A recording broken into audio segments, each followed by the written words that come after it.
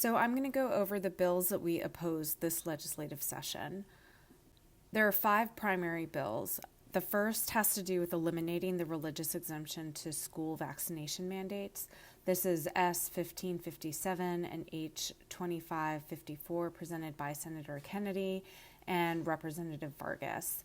Then there's S 1618 presented by Senator Rausch, which is known as the Community Immunity Act. And then S 1244, H 1815, Senator Rausch and Representative Sally Kerans. The first set of bills to oppose are S 1557 and H 2554, and these bills eliminate the religious exemption to school vaccination requirements.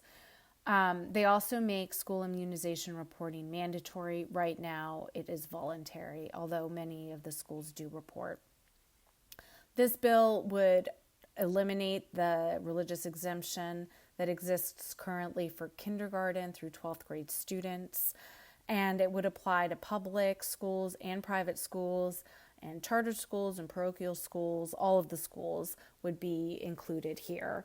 While it doesn't address daycares and preschools and camp requirements, the religious exemption is included for those groups or those programs in the regulations. And we believe that it's possible that by eliminating the religious exemption in the statute in Chapter 76, Section 15, it would provide a basis for eliminating the religious exemption in daycares and preschools and for camp requirements.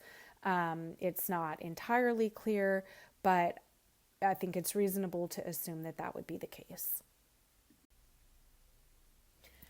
We urge opposition to eliminating the religious exemption on several bases, including that Massachusetts has the highest school vaccination rate in the country.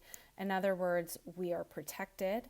And given that the religious exemption is used by such a small percentage of Massachusetts students, it's really unnecessary, and eliminating it won't materially increase vaccination rates in the Commonwealth. Only 1.24% of Massachusetts kindergartners used the religious exemption in the 2023-2024 school year. And as far as the raw number of kindergartners who used it, that represented the same number as in the prior year and less than the number of kindergartners who used a religious exemption in the 2013 and 2014 school year. Also, removing the exemption fails to address the much larger unvaccinated population that doesn't use an exemption of any kind.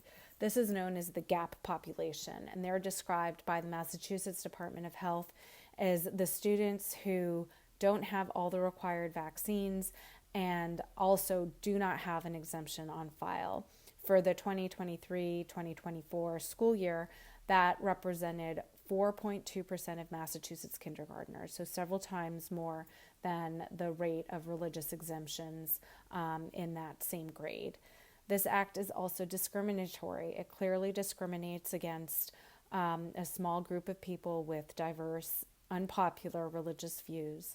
And interestingly, there's a federal law that requires admittance into public school homeless students who don't have all their immunizations or they don't have a record of their immunizations. So the law says you can't exclude them from school on that basis. So really by excluding children with religious views that oppose vaccination, it's expressing some degree of hostility towards that group of people who would be prevented from attending school, even though you have another group of people who also don't have all the required vaccinations, but for a non-religious reason.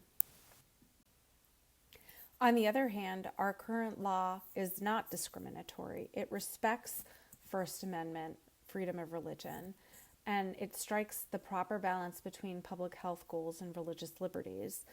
This religious exemption has been part of our Massachusetts vaccination laws for decades, and nevertheless, Massachusetts vaccination rates have remained very high, the highest in the nation. So, in other words, it's working very well. And if Massachusetts public health officials want to increase vaccination rates, they should instead focus on the gap, which is the larger unvaccinated population. And this gap rate is exemplified in this table here, and it's broken down by county, and it's for 12th graders in the 2023-2024 school year. And it shows, the number of schools and the number of children in each county at those schools. And then it shows the medical and religious exemption rates and then the gap rate. And you can see the medical exemption rates are tiny. The religious exemption rates are quite small.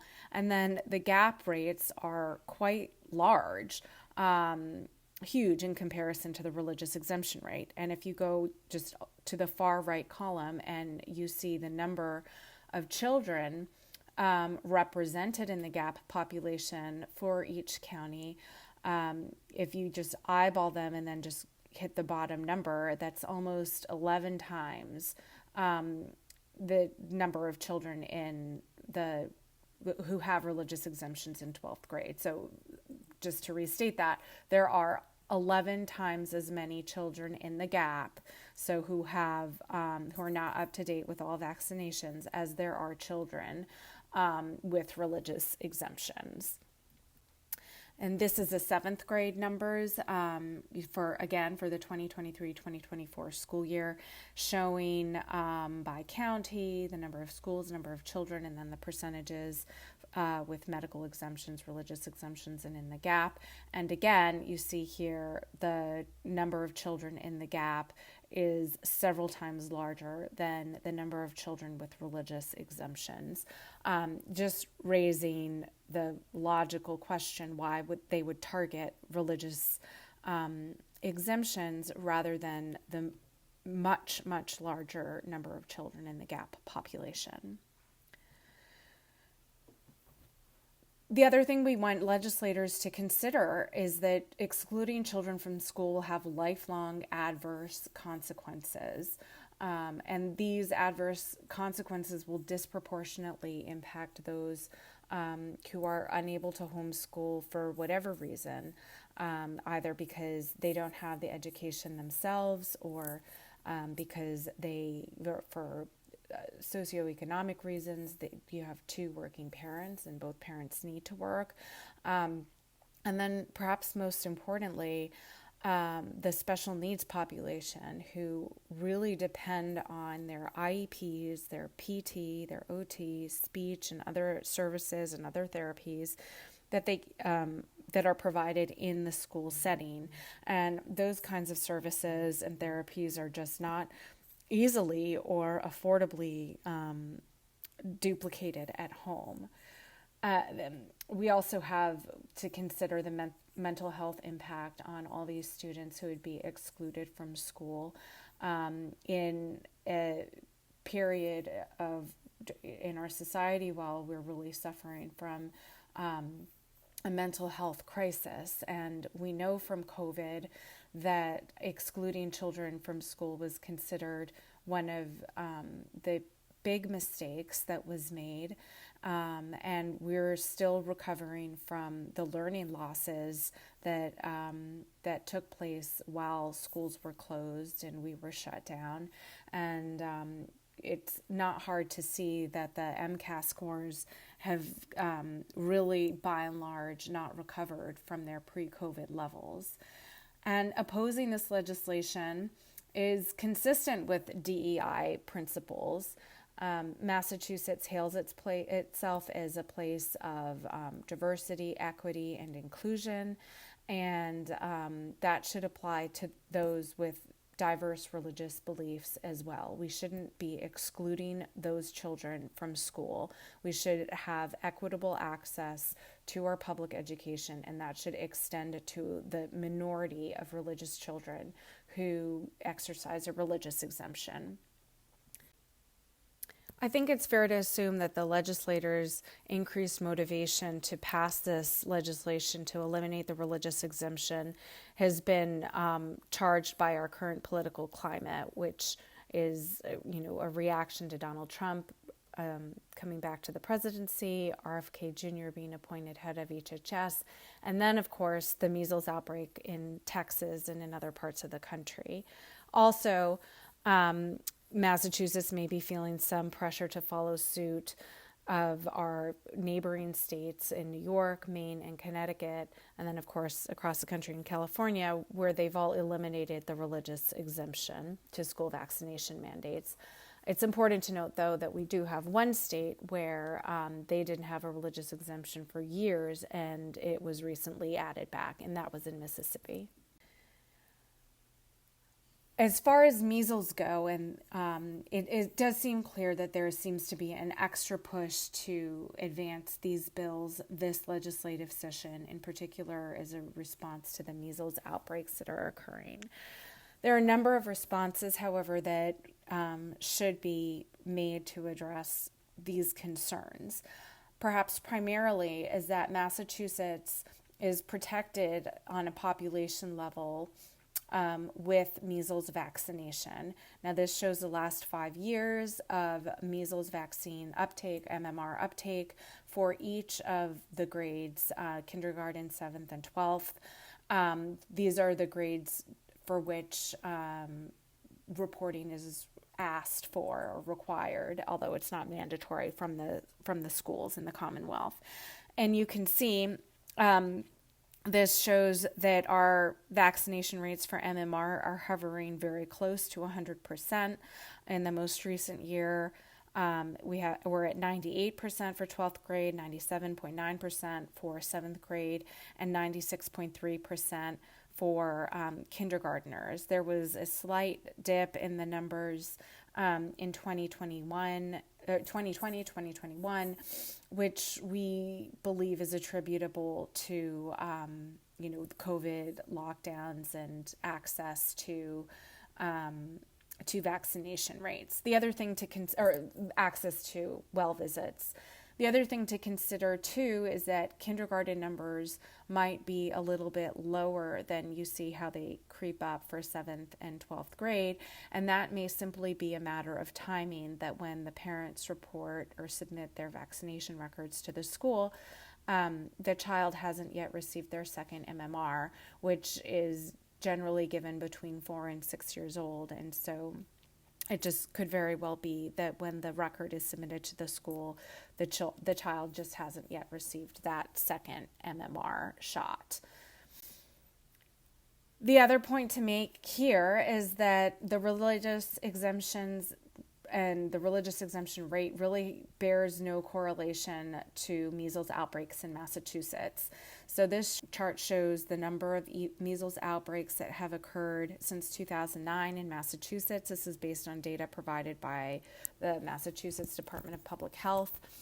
And you see that the religious exemption rate really stays pretty steady, hovering just below, just above 1%. And, there are just, occasional outbreaks of measles. And there haven't been that many. The most being 24 in 2011.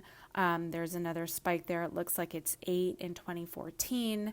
And then it drops back down to 0 for several years. Up with a few cases and then back down to 0. And all the while, the religious exemption rate has stayed steady, right around 1%. When talking with legislators or other people really in general about the measles outbreak, we think it's really important to emphasize that we acknowledge that every death is tragic and that measles is serious. The reports that we're hearing is that it is perhaps a bit different than the measles that our parents or our grandparents experienced in their time. And we don't gain any credibility by dismissing it as something that shouldn't be taken seriously. But we should also make clear and make sure that people know that our current law protects us. The religious exemption as it's currently written in the Massachusetts statutes can be suspended in the event of an emergency or an epidemic. And there also extensive isolation and quarantine regulations that would keep children out of school if they do come down with an infectious disease, including measles. And we have learned that many times legislators don't know about this, and it's very important. And this emphasizes that eliminating the religious exemption really isn't necessary. If it were to come to it, they can exclude children from school in the event of a public health emergency who have religious exemptions. And there are rules that would keep them out of school if they're sick or contagious. The other thing to note is that legislators who support removing the religious exemption discuss pockets of under-vaccinated populations. But the fact is that these pockets of under-vaccination are largely driven by the gap. So when you have a school that is well below herd immunity for a particular infectious vaccine preventable infectious disease, by and large, the gap population is quite large. So those are the students without a complete immunization record, and they have no religious exemption. And you'll find at these schools where total uptake is lower than what you would need for herd immunity, the religious exemption rate is very low. And oftentimes represents, one or two, maybe three children. We would also urge public health officials to focus on outreach instead of discriminatory measures that exclude children from school. They can engage in social media campaigns. They can provide information on how to access health care and improve access to health care, especially in low-income areas. And no change in law would be required for them to take these kinds of measures. And we think that they would be much more effective than trying to increase the vaccination rates by eliminating the religious exemption. And then emphasizing that coercive and oppressive measures that disregard religious liberty are simply unnecessary, and they will be very harmful, and they'll be very harmful to vulnerable populations in particular. We also want to urge people to avoid a fear-based response to the measles. As of this date, which is April 15th, 2025, there have been 712 cases nationally and 0 so far in Massachusetts. For context, though, in prior years when there have been, large number of cases, just in the year preceding, there were 284 cases nationally and 1 in Massachusetts. 5 years before that, over 1,200 cases nationally and 2 in Massachusetts. And then in 2014, 667 cases and 8 in Massachusetts. So this is not something that is novel. It's not something that we haven't dealt with before. We have dealt with outbreaks in the country and in Massachusetts, and we've gotten through them. And there's the link there to the measles data that's provided by the CDC. And so if there's anything that we've learned from COVID, it's that it was extraordinarily harmful to children to exclude them from school. They lost out on their academics, they lost out on their social outlets, and it was extremely detrimental to their mental health. And this learning loss has continued. So we would urge the legislature to avoid all measures that would repeat past mistakes. And the Massachusetts Department of Public Health has emphasized that education is a social determinant of health. So it is extremely harmful to try to exclude children from an in-school education. And for context as well, we don't exclude HIV positive children from school. And there was a hysterical reaction to HIV positive children being in school. And that led to, protections for them to access their education, and groups that have advocated for them to stay in school because of how important it is. And we should treat children with religious exemptions to vaccinations in the same way, and not have a fear-based response and exclude them from school when it's entirely unjustified and unwarranted. One of the other talking points that proponents of those who support removing the religious exemption go to frequently is that there has been a 500% increase in religious exemption rates. Here again, we need to point to the statistic, the actual number of kindergartners who use a religious exemption in the state. A 500% increase makes it sound like there are thousands and thousands of children with religious exemptions, but the reality is that it's only 1.24% of kindergartners in the last school year. And the raw number of kindergartners is actually less than it was 11 years ago. And another point to make is that there has been a small increase in the number in the religious exemption rate, but that small increase has corresponded with an increase in the required doses for kindergartners. Originally it was 8, and now it's up to 20. So this graph shows you the number of religious exemptions for kindergartners since 2011 for each school year. So this is the raw number, so that you can see there in 2013, there were as many as 837 kindergartners with religious exemptions. And this year and the last year, there were 813.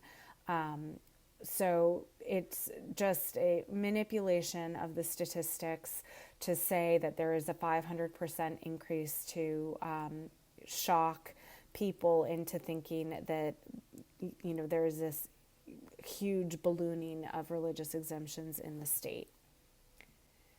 This graph here shows the number of vaccine doses required for children entering kindergarten beginning in 1987, where it was 8, and the religious exemption rate back then was 18%. And then in 95, it bumps up to 15, and you see the religious exemption rate starts to go up a bit. And then in 2012, we're up to 20 doses, and you can see now the religious exemption creeps up to just over 1%. Those who want to eliminate the religious exemption frequently claim that it's a loophole, that those who use it are abusing it, and they use it when it's not for religious reasons, and it's clear because no major religion opposes vaccination. But this shows a clear understanding of the operative definition of religion and religious beliefs for this purpose. We have decades of United States Supreme Court precedent that makes it very clear that religion and religious beliefs are not limited to organized religion or the tenets of an organized religion.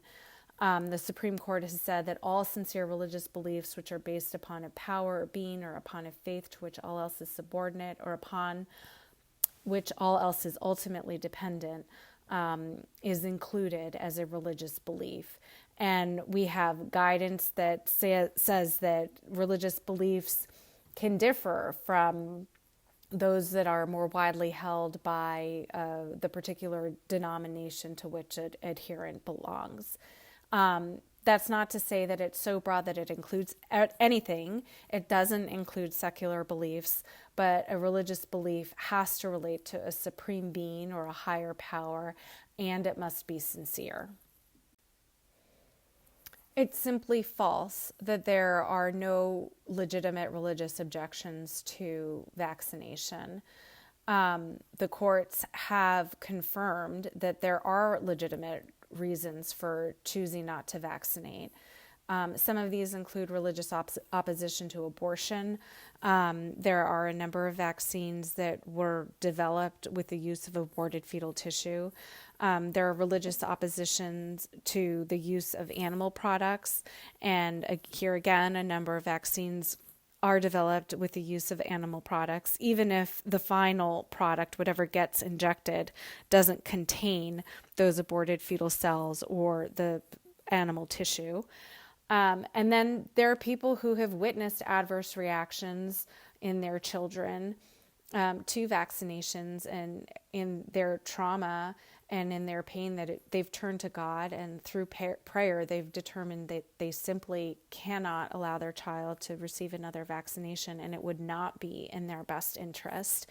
And it is a matter of faith and a matter of religion to not do something to your child that is not in their best interest. And that is a completely legitimate faith-based reason for not vaccinating that child. The bottom line here is that Massachusetts is protected. Eliminating the religious exemption isn't going to materially increase vaccination rates. We have such a small number of children with the religious exemption that eliminating the religious exemption isn't going to bump up vaccination rates. If it does at all, it will only because those children are no longer included in the reported rates because they're no longer at school.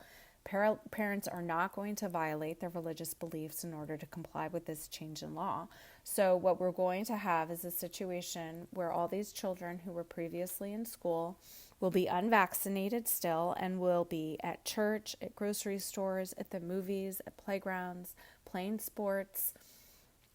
They'll be everywhere in society except the one place where you would expect them to be, which is school. And this is clearly discriminatory against an unpopular religious belief and clearly contrary to the principles of diversity, equity, and inclusion. We would emphasize that those coercive measures are simply unnecessary, that there are other measures that are not coercive that public health officials could take to increase vaccination rates in the Commonwealth above and beyond their already, very high levels. And that would include focusing on the gap population. Again, those students who are not up to date with their vaccinations and have no exemption on file with the school. But the bottom line is excluding children from school will do more harm than good. The next bill to discuss is S-1618. This is the Community Immunity Act presented by Rebecca Rausch. Now, this bill does a number of things, including completely overhauling the religious exemptions and medical exemption process and the law pertaining to required vaccinations for school children. It also does something, completely outside of the requirements for vaccinations for school children, and it expands minor consent laws to allow minors to consent to preventative medical care, including vaccination. So to begin with, the Community Immunity Act applies to daycares, preschools, elementary, middle and high schools, colleges and universities, and camps. So distinct from the Vargas bill, the ones that would remove the religious exemption, which is only K through 12th, this bill squarely includes all of these levels and different educational programs in the Commonwealth. One of the features of this bill, again, overhauling how the laws that address vaccination mandates in the Commonwealth, is that the Massachusetts Department of Health would set all vaccination requirements for all the schools and all the camps without any kind of legislative oversight. This is a bit of a departure from current law to some extent, which includes in the statute itself, which was voted in by the legislature, certain vaccines that are required for K through 12th and then at the college level, and then gives DPH discretion only for K through 12th to add additional vaccines. So this really broadens their power and authority to add to the schedule at every level of education, additional vaccines as they see fit. Also, as far as exemptions go, all exemptions would require annual approval from the Massachusetts Department of Public Health. There's no appeal process included in the bill, and this would create bureaucratic delay where none exists right now, and unnecessary duplicative paperwork for the same child in multiple programs if they are requesting a religious exemption to attend, regular school for the school year, in addition to multiple different camps throughout the summer. They would need to get approval for every program from DPH. So the changes to religious exemptions are many. By way of background, under current law, it's very clear the exemption process is straightforward and is just between the school and the parent. The law prescribes what the parent must provide to the school, which is a written statement explaining that their religious beliefs conflict with vaccination, and they must submit that to the school every year. There's no one else involved. There's no reason to be concerned that any, privacy would be violated, and physicians are not involved whatsoever in that religious exemption process in between the parent and the school. However, under the Community Immunity Act, you would be required to use a form provided by DPH. And your child's physician or someone from his or her office, would have to sign the religious exemption form and include their contact information. This raises concerns that the physician might be tracked and could be subject to, ridicule or, adverse professional repercussions for having children who are unvaccinated to any extent in their practice. Each religious exemption would require annual approval from DPH, and as I mentioned before, there's no appeal process if DPH denies the exemption request. And it would include this statement that refusing to immunize is against public health policy and may result in serious illness or death of the participant or others, which raises concerns for parents if signing a form like that where they acknowledge that that's the position of the Massachusetts Department of Health could cause them any kind of, or expose them to any kind of liability in the future. The changes to medical exemptions are similar. Again, you'd have to use a DPH form, and that form would list generally accepted contraindications, and so those would be the only way, if your child had one of those contraindications, that would be the only way you'd be able to get a medical exemption if this bill is passed. So this is a significant departure from current law, which allows the doctor to exercise his or her own medical judgment upon examining the child and making the determination that one or any of the vaccinations would endanger the health of the child. The DPH form would also request the physician's identification number, again raising concerns that the physicians would be tracked. And doctors are already extremely hesitant to give medical exemptions. And this is demonstrated by the numbers that this year only 0.19% of kindergartners have religious exemptions. And that number has been decreasing over the last several years. Again, the medical exemption would require annual DPH approval, interfering with the doctor-patient relationship, and we don't believe that government bureaucrats should ever overrule a doctor's medical advice.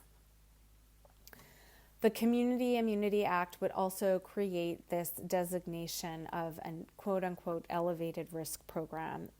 If a school falls below ideal levels for vaccinations, it would be publicly labeled online an elevated risk program, which would trigger a couple of things. First, the DPH commissioner could exclude unimmunized students from school, and this would be regardless of whether the child has an exemption, religious or medical, and even if there isn't a current outbreak or an emergency that would, justify excluding unimmunized children from school. So this is really a backdoor method to get rid of religious exemptions at these schools and shame students. And it opens the door to hostility toward religious groups if it turns out that the DPH commissioner, in exercising this broad discretion, decides to target schools with higher religious exemption rates rather than schools with extremely high gap populations that have also fallen below herd immunity levels. This designation would also trigger a requirement to notify parents and students of the designation of an elevated risk program, which is really just a shame campaign, which would incite fear and could lead to bullying concerns and breaches in privacy. Another feature of the Act is that private schools could refuse to accept religious exemptions, and private schools could also require additional vaccinations. Both of these things are measures that we saw took place in the COVID era, where private schools in particular, were just deciding that they weren't going to accept religious exemptions. And even though DPH and the CDC were not then requiring the COVID vaccine for enrollment into schools, private schools were deciding that they would just require the COVID vaccine anyway. So this would sanction in the law the questionable practice of requiring additional vaccines and also refusing to accept religious exemptions. And it's somewhat ironic because Rebecca Rausch has stated that part of the objective of this bill is to create consistency in vaccine policy, but this would do exactly the opposite, allowing different schools throughout the Commonwealth to have different vaccination policies. Now, the final, but perhaps one of the most important features to address about the Community Immunity Act is that it allows minors to consent to preventative medical care, including vaccination. It does this by amending the current law, which in a section that addresses the emergency treatment of minors. This section of the law allows minors to be administered medical care in the event without parental consent in the event that failure to administer the care would endanger the life or limb of the child, which makes sense. This section of the law also includes another provision allowing for certain minors that are specified in the law to consent to certain medical care.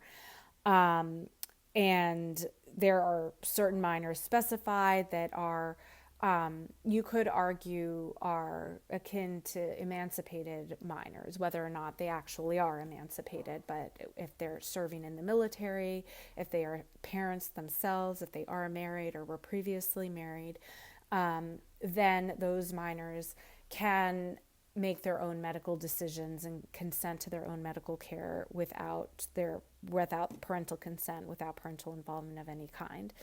Then there is this sixth category of minors, and right now they can consent to any care if they reasonably believe that they're suffering from or have come in contact with one of the diseases listed as dangerous to the public health, and but they are not able to consent at this time to preventative care. They can consent to care that relates to the diagnosis or treatment of the disease, but not preventative care. There is a feature that allows them to consent to preventative care if they're sexually active, but that only relates to sexually active minors and prevention of HIV.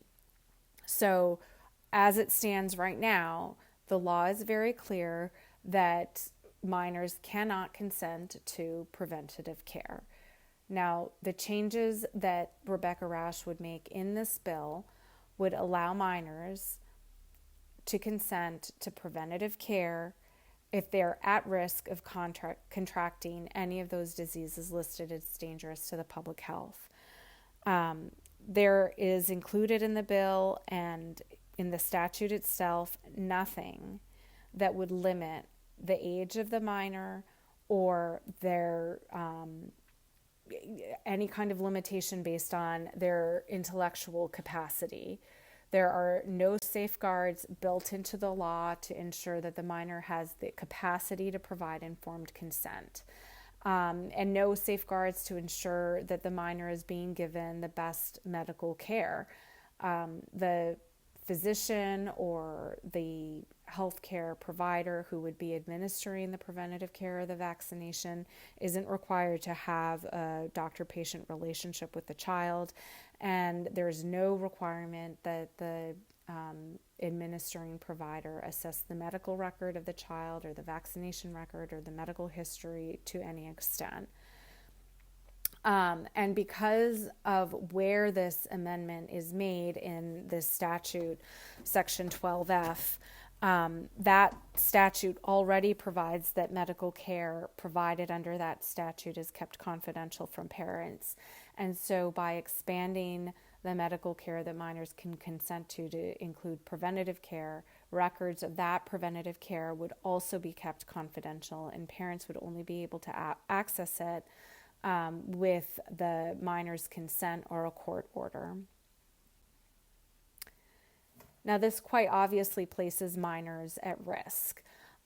Due to their youth and immaturity, they might not know or might not be able to communicate their own medical history or their family's medical history, including allergies, allergies to vaccine ingredients, past adverse reactions that they've had, or what current medications they're taking, or what their current medical condition is.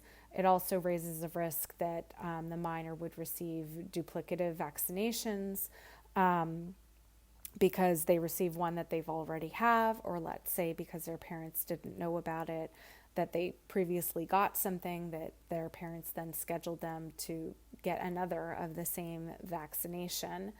And, you know, the public health officials who develop the vaccine schedules and develop the doses do so, you know, for a reason. We're not meant to get as many doses as we can of MMR, although perhaps Merck would like that.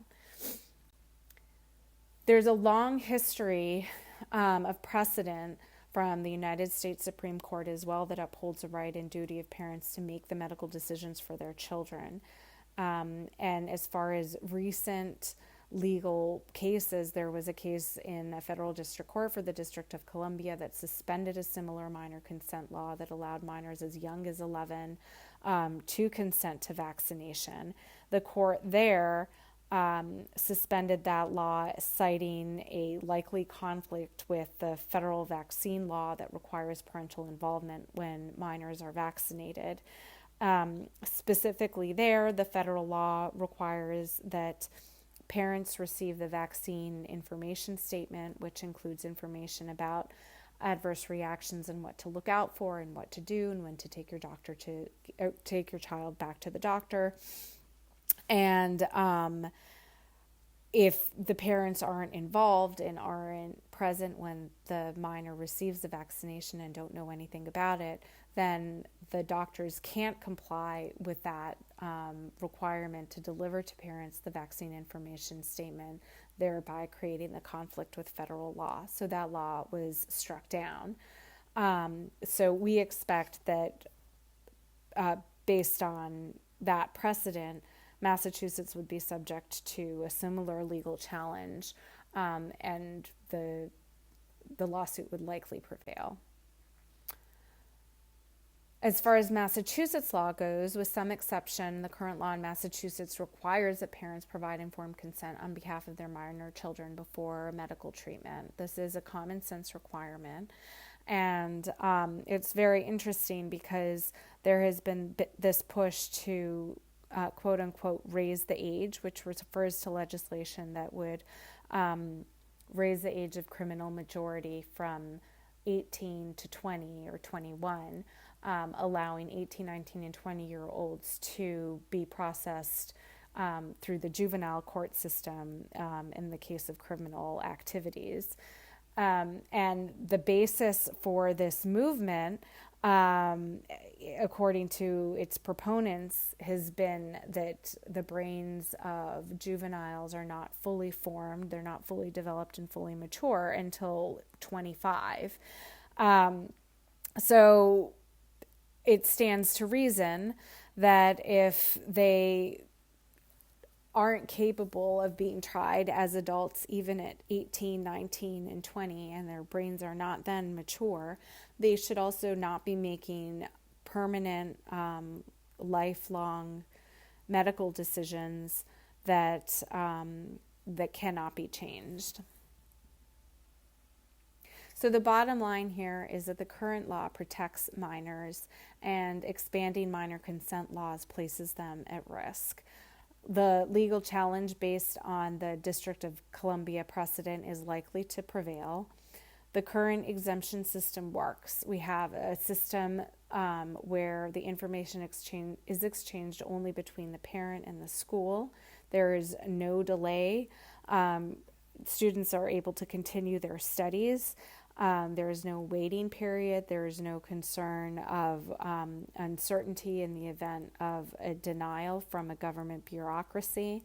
And this respects the doctor-patient relationship as well.